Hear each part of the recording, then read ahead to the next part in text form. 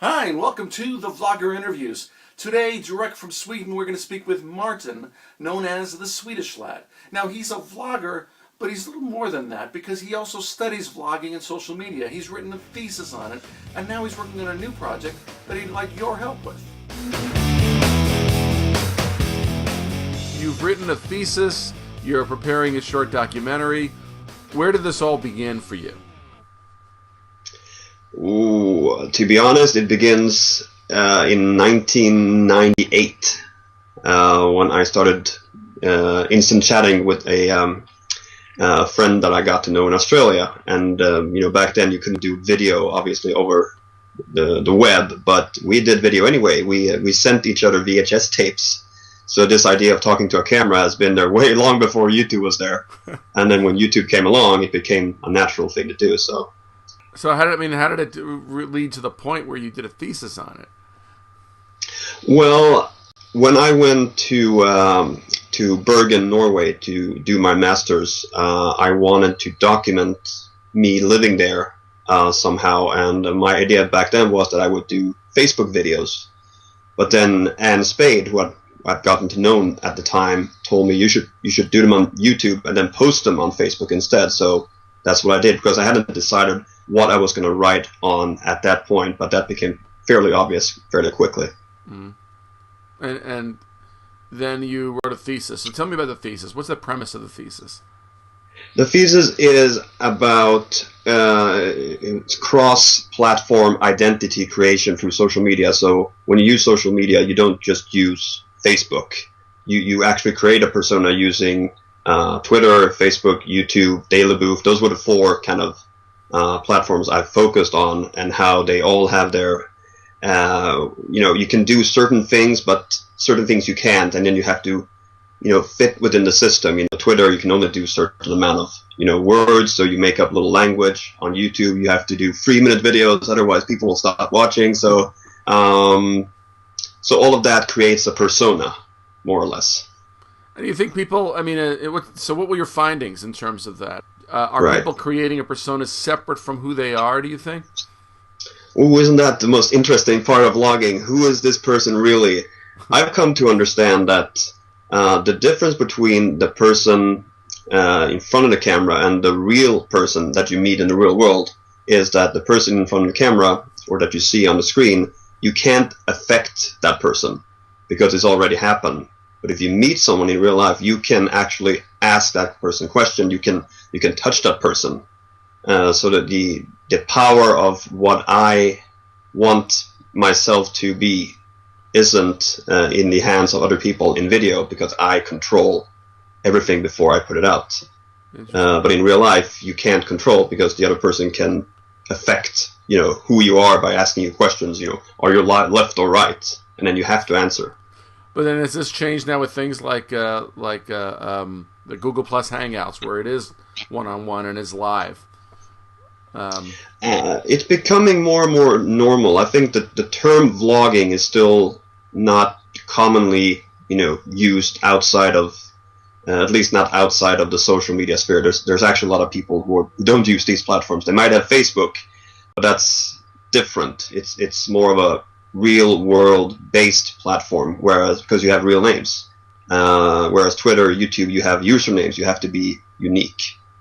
But I think people are more and more, since the big news network, or actually you have the YouTube debate, like the primary debates or the presidential debates through YouTube, and then people ask questions looking at the camera. So it's becoming more and more accepted to hold a camera to your face without anyone else being around. Do you think where do you think vlogging is going to evolve? Do you think, or do you think it disappears as people do more one-on-one live video? I think it will. It will remain, because like in my case, there was vlogging, before there was YouTube. We went on a road trip through Europe in 2002, and I kept recording myself speaking English to the camera, because I wanted, to save this footage for, that one person in Australia, because you can't like mass produce VHS tapes and send them out. It's not very, it's not very good. functional. Although there is a YouTube video where they kind of spoof that, YouTube in 1985. So it's interesting how I actually did that before that was YouTube. So they're not totally off. Now you're in Sweden, right? Right. And well, I'm sorry. What city are you in? I live in Karlskrona, which is a tiny little town, naval town. But right now I'm in Malmö, which is the third biggest town, right across from Copenhagen. So let me ask you: is there a vlogging community? I don't think a lot of people know about anything other than the English language community. But is there a Swedish vlogging community?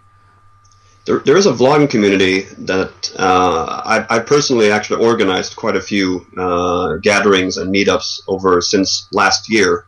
And just yesterday I was actually in Copenhagen. We're hanging out with some Danish YouTubers. But most people I know, most of them actually do it in English because they realize that there is just such a bigger potential. And it all surrounds like common international topics like, Harry Potter, Hunger Games, Twilights, and that right. It's not restricted to a national thing. There is, however, a lot of people starting to use vlogging in politics, which is very interesting because I'm kind of a politics junkie. Tell me about the project you're working on now.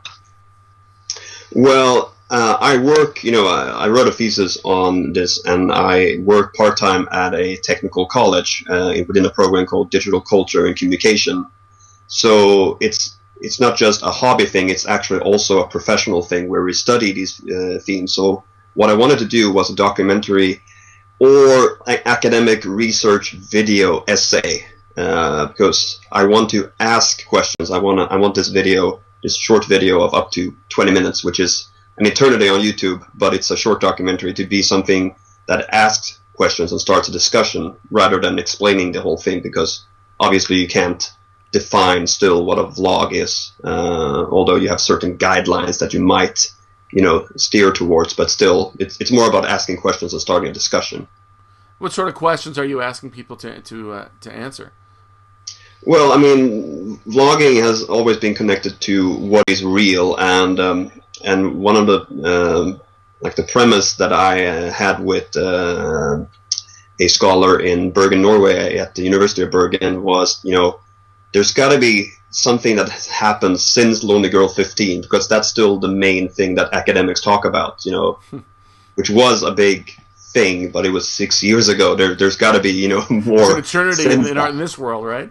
Right. And I mean, Lonely Girl 15 was a very YouTube local thing. Since then, we had the Danish Tourist Bureau did a fake video where a woman was looking for the father of her child. She was holding a baby.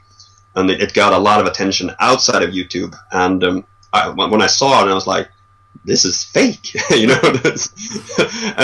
I had this idea that if it turns out to be fake, I'll just make a spoof. And I made a spoof once I heard that it was officially fake, holding a mogwai. And people got very upset that I was making fun of this woman looking for the father of her child, even though it was already out. And that was the one time that YouTube land, this internal thing, actually went into the real world down here in Denmark and in Sweden. Very fascinating. I'm sorry. Why do you think people are so eager to believe? I mean, you saw pretty quickly that it was, or you suspected fairly quickly that it was fake. Why do you think people are so eager to believe what they see? People, well, we like personal stories. Within every media happening, there's always the personal story. And I mean, American Idol, you always have, and his dramatic story, and then the music goes boom, boom, boom, and then poverty and everything, and and that becomes more of a thing around an artist, like an American Idol, than the actual what that person can actually do musically. So it's more about the story.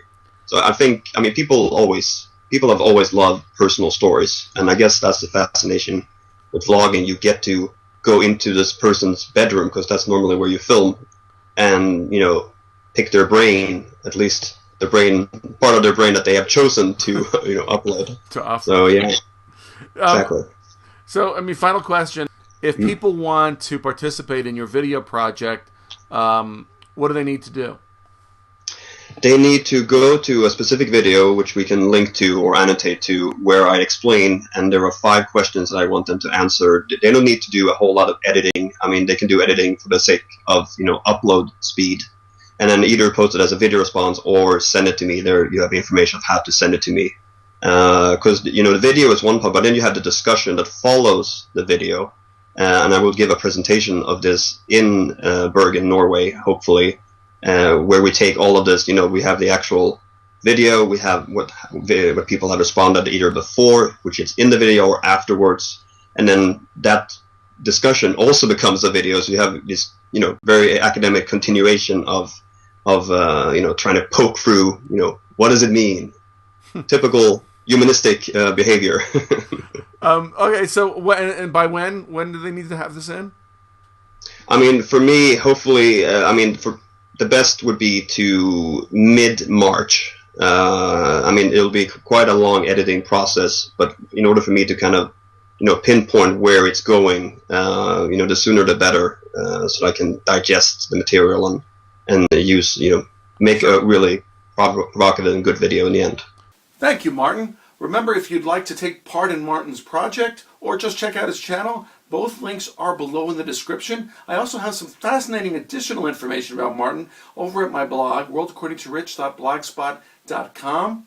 And if you'd just like to keep up with what I'm doing, the best place is Twitter, where my name is RickFlix. I will see you next time. I hope you enjoyed this edition of the Vlogger Interviews.